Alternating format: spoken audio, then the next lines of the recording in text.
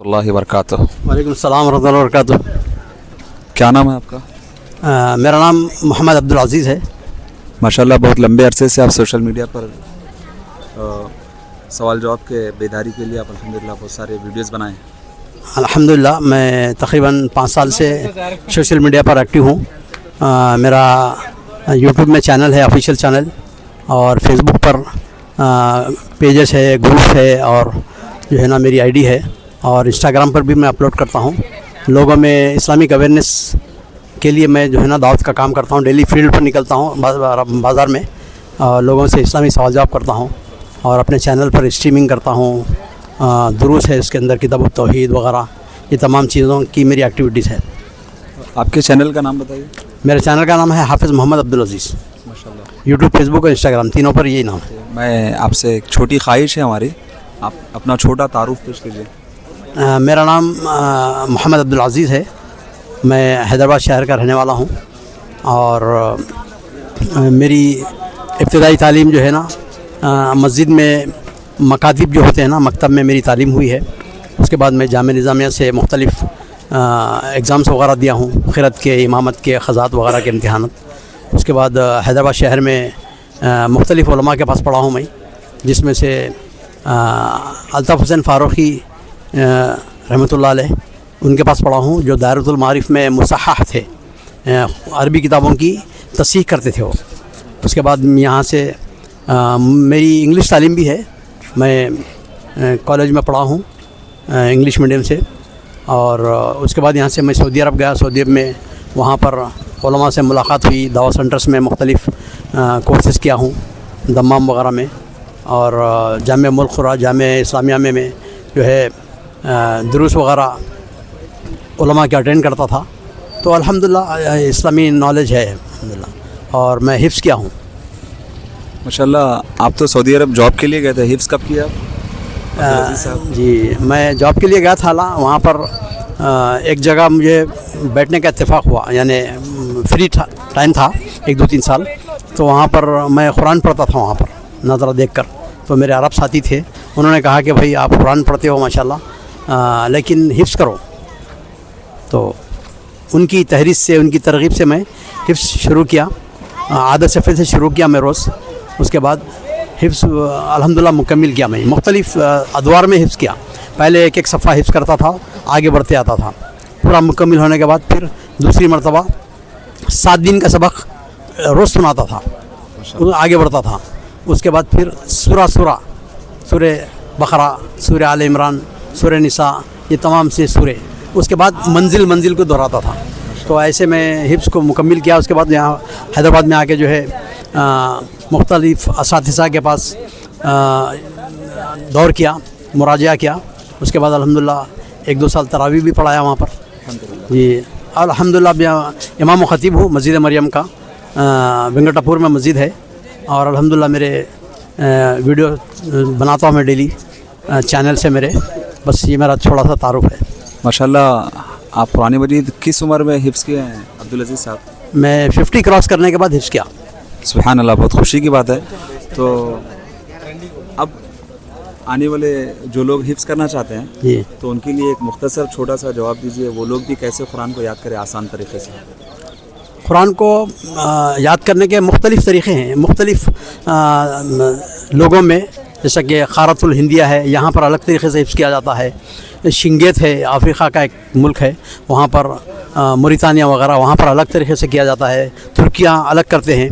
तो मैं आपको सरसरी एक मशहूर मारूफ तरीक़ा बताता हूँ कि एक आयत को 20 मरतबा पढ़ना चाहिए।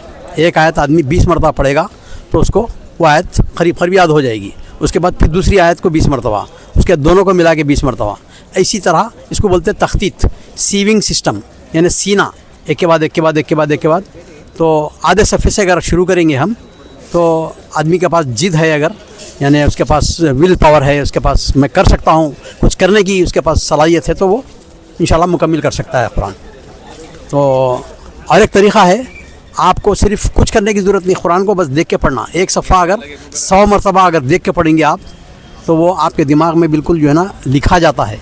फिर ज़िंदगी में कभी नहीं भूलते नहीं आप। इसको बोलते नस्ख हो जाता है वो, यानी ज़िराक्स जिसको बोलते हैं ना, वैसा। تو شنگیت کے لوگ ہیں موریتانیہ کے لوگ, وہ 100 مرتبہ پڑھتے ہیں, یعنی 100 مرتبہ ایک آیت صفحے کو 100 مرتبہ بولیے 5 پارے ہو گئے. ایک بیٹھک میں 5 پارے پڑھنا عام آدمی کی بات نہیں ہے. اگر کسی کے پاس صلاحیت ہے, ہر عمر میں آدمی حفظ کر سکتا ہے. اور جو 50 سال کی 60 سال کی عمر میں جو آدمی میمورائزنگ کر رہا ہے کسی چیز کو روز سنا رہا ہے اگر, تو اس کو کبھی زائمر نہیں ہوتا.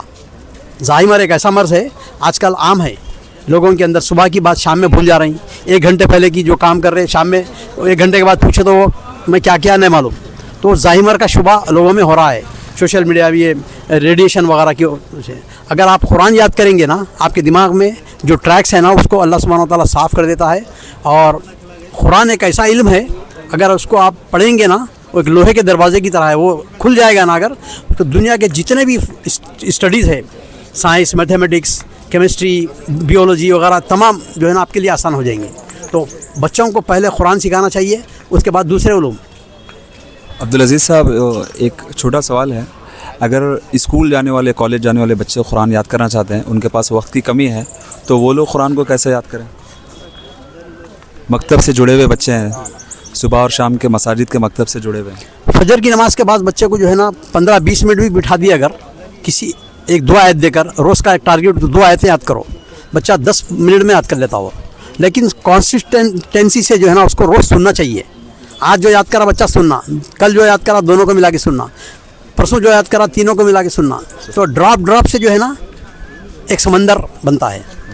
تو ایک مثال ہے, جب اوپر سے کوئی ڈراپ گر رہا ہے اگر ویپنگ ہول سے, تو کسی پتھر پر, تو وہاں پتھر کو سوراخ کر دیتا ہے وہ. تو آدمی جب کسی چیز کو بار بار اگر کوئی کام کرتا ہے, الاستقامت فوق الکرامہ, استقامت کسی کے پاس ہے تو وہ کرامت سے زیادہ ہے. تو ہمیں پابندی سے کوئی کام کرنا چاہیے, اگرچہ کہ تھوڑا ہی کیوں نہ ہو. روز کرنے سے جو ہے نا آپ کو جو ہے نا آپ کا اپنا گول, اپنا ہدف جو ہے نا آپ کو مل سکتا ہے. قرآن مجید یاد کرنے کا سب سے اچھا وقت کون سا ہے, صبح یا شام پھر دوپہر؟ صبح یا شام پھر دوپہر؟ آدمی نیند میں سے اٹھنے کے ساتھ ہی 2 رکعت نماز پڑھنے کے بعد دماغ آپ کا جو ہے نا صاف رہتا ہے اس وقت بالکل.